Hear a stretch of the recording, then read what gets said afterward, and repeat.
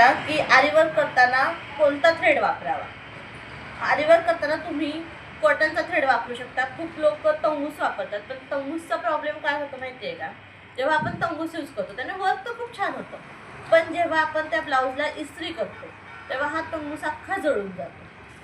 त्याच्यामुळे जे तुम्ही वर्क केले ते सगळं निघून जातं।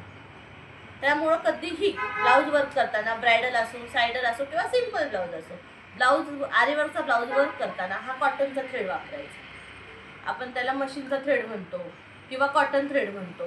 हा थ्रेड वापरायचा, ह्याने फिनिशिंग ही व्यवस्थित येते आणि हा लवकर तुटला जात नाही।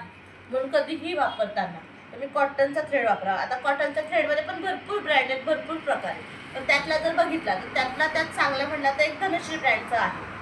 हा जो धनश्री ब्रँड आहे त्याचा थ्रेड क्वालिटी आहे, लवकर तुटत नाही, मनीनी हे होत नाही।